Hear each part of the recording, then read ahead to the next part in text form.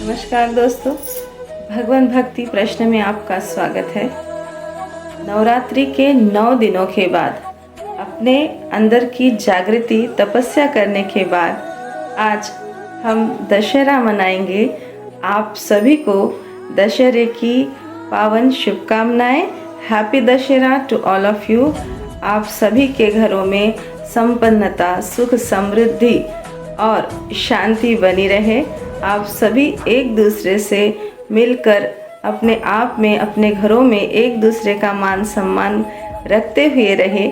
आपके घरों में खुशियां ही खुशियां रहे। दोस्तों, दशहरे का मतलब ही ये होता है कि आपस में सब मिलजुल के रहना, अपने अंदर की बुराइयों को 9 दिनों के तप में इसको भस्म करके, इसका त्याग करके अपने अंदर सद्भाव, सदाचार, नियम, धर्म, कर्म अच्छे करना, ये सारी चीज़ों की जागृति होती है। हमें अपने दशों दिशाओं में जो हमारे चारों तरफ जो दिशाएं हैं, उत्तर, पूर्व, पश्चिम, दक्षिण, नैऋत्य, वायव्य, ईशान्य, कोण, ये सारे ऊर्ध्व, अधो, ये 10 दिशाएं होती है। इन दिशाओं के बीच में हमारा जीवन व्याप्त होता है और हमारे 10 इंद्रियों के साथ हम जीते हैं। अब वो 5 कर्मेंद्रिय होती है और 5 ज्ञानेंद्रिय होती है। अब 5 कर्मेंद्रिय कौन सी है? जिस चीज़ से हम कर्म करते हैं। किस चीज़ से हम कर्म करते हैं?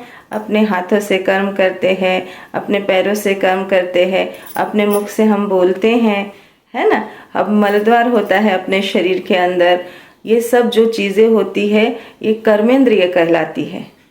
और ज्ञानेंद्रिय कौन सी होती है? आँख, नाक, त्वचा, जीभ, कान, ये सारी चीज़ें जो हैं, हम नाक से श्वास लेते हैं, आँखों से हम देखते हैं, कानों से हम सुनते हैं, त्वचा से हम महसूस करते हैं, है ना। ऐसे ये 5 कर्मेंद्रिय होती है और 5 ज्ञानेंद्रिय होती है।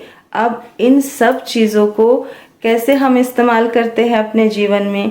तो इन नवरात्रि में इन सब चीज़ों से हमने जो उपयोग किया हो या अनुपयोग किया हो, यानी इस चीज़ों से हमने ज्ञानेंद्रिय से हो या कर्मेंद्रिय से हो, हम जब जीवन जीते हैं तो इससे हम किस तरीके से इसका यूज़ करते हैं। कभी कभी हम इनका दुरुपयोग भी करते हैं तो हमें पता नहीं चलता और हम अनायास से किसी संकट के इसमें हम पड़ जाते हैं।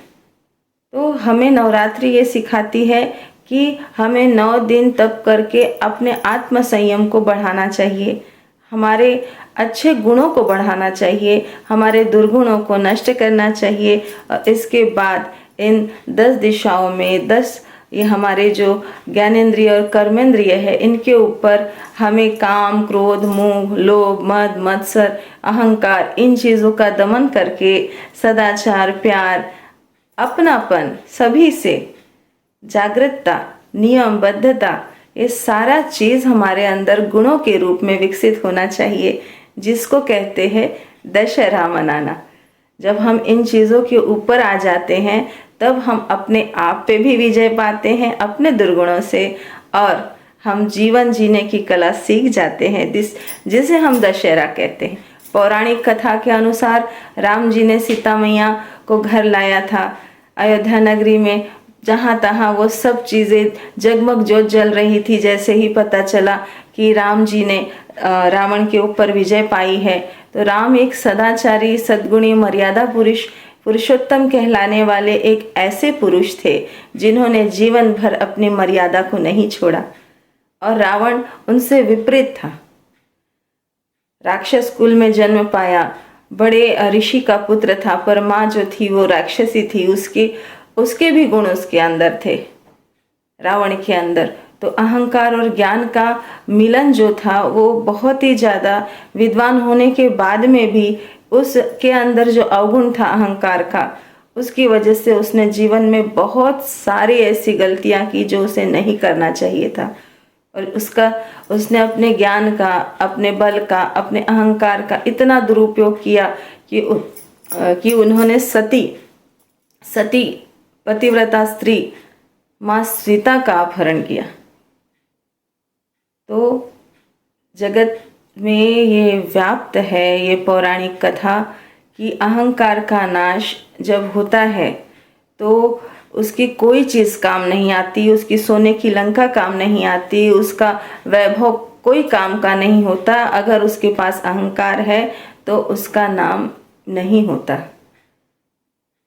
आप अगर सौम्य हैं, आप अगर मर्यादित है, आप अगर अपने आप में परिपूर्ण हैं, आपके अंदर में चरित्र है जो आपको दुनिया में कहीं भी चले जाए अपनी मर्यादा में रखता है, तो वो आप में ऐसा गुण है जो आप संसार में सबके प्रिय हो जाते हो।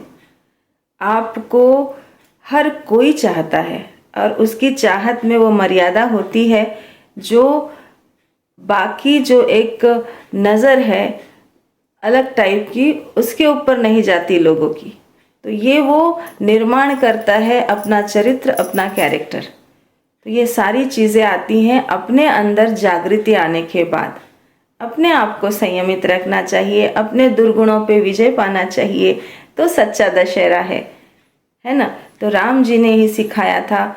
दूसरी बात, माँ जगत जननी ने महिषासुर का दमन किया था, मर्दन किया था। उसके बाद माता की आराधना देवी देवताओं ने मिलके की थी और उस पर्व को दशहरे के रूप में मनाया गया था। माँ से आशीर्वाद लिया था कि जब जब भी माँ हमें आपकी ज़रूरत पड़ेगी, आप हमें दर्शन दे के हमारी सहायता ज़रूर करना। और माँ ने भी यही आशीर्वाद दिया था कि जब भी आप मुझे पुकारोगे मैं आपके साथ रहूँगी। जय जगदम्ब कह के जो भी मुझे पुकारता है मैं सदा ही उसकी सारी विपत्तियों को हर लूँगी।